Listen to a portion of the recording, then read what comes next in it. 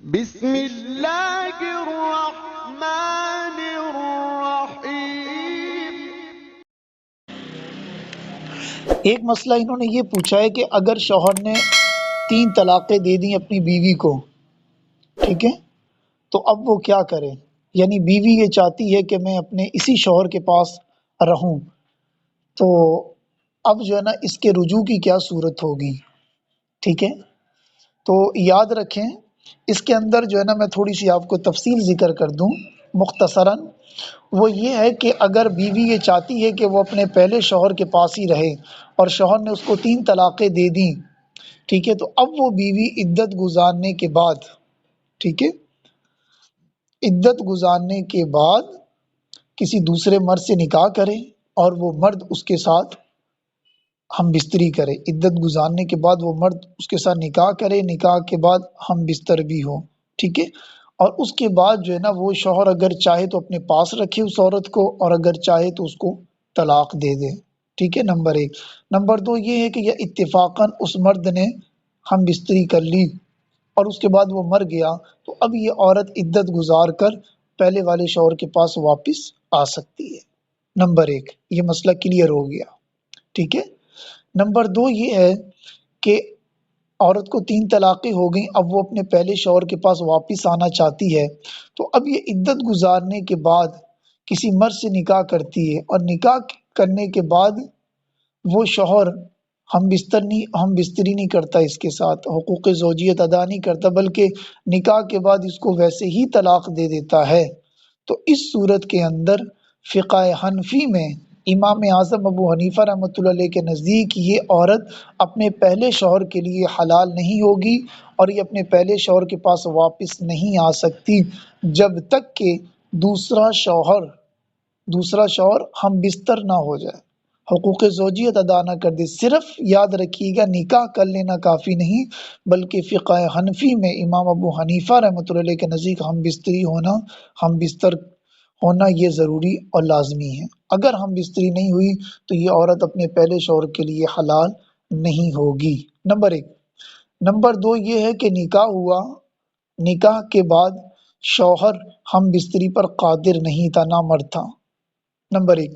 Number 2 یہ ہے کہ نکاح ہوا، ٹھیک ہے، اور نکاح کے بعد شوہر مر گیا، ٹھیک ہے، ہم بستری کا موقع نہیں ملا، تو اس صورت کے اندر بھی یہ عورت اپنے پہلے شوہر کے لیے حلال نہیں ہوگی، ٹھیک ہے۔ اب اس کی دلیل کیا ہے کہ وہ ہم بستری، نکاح ضروری ہونے کے ساتھ ساتھ ہم بستر ہونا ضروری ہے، نکاح کے ساتھ ہم بستری ضروری ہے، تو یہ فقہ حنفی کا قانون اور ضابطہ کہاں سے نکلتا ہے؟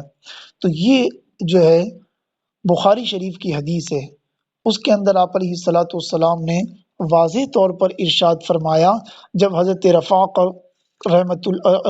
رفاع رضی اللہ تعالیٰ عنہ نے اپنی بیوی کو طلاق دے دی، 3 طلاقیں دے دیں، تو ان کا نکاح، حضرت رفاع کی بیوی کا نکاح حضرت عبد الرحمن بن زبیر رضی اللہ تعالیٰ عنہ سے ہوا، ٹھیک ہے۔ جب ان سے نکاح ہوا تو انہوں نے آپ علیہ الصلاۃ والسلام کی بارگاہ میں آ کے شکایت کی، خاتون نے، کہ یا رسول اللہ صلی اللہ علیہ وسلم کہ عبد الرحمن بن زبیر جو ہے وہ ہم بستری پر یعنی حقوق زوجیت پر قادر نہیں ہے، میرے حقوق ادا نہیں کر سکتے ہیں، ٹھیک ہے۔ تو آپ علیہ الصلاۃ والسلام نے فرمایا کہ کیا تم حضرت رفاع کے پاس واپس جانا چاہتی ہو؟ تو انہوں نے کہا کہ جی ہاں، میں حضرت رفاع کے پاس واپس جانا چاہتی ہوں۔ تو آپ علیہ الصلاۃ والسلام نے فرمایا کہ ایسا نہیں ہو سکتا۔ کیوں نہیں ہو سکتا؟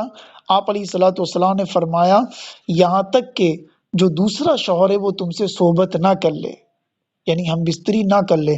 الفاظ یہ ہیں حدیث کے کہ تم اس کا شہد چکھ لو اور وہ تمہارا شہد نہ چکھ لے، اس وقت تک تم اپنے پہلے شوہر کے لیے حلال نہیں ہو سکتی ہے، ٹھیک ہے۔ یہ بخاری شریف کی حدیث ہے اور جلد نمبر 2 ہے اور حدیث نمبر ہے 791، ٹھیک ہے۔ تو یہ ایک دلیل ہے ہماری۔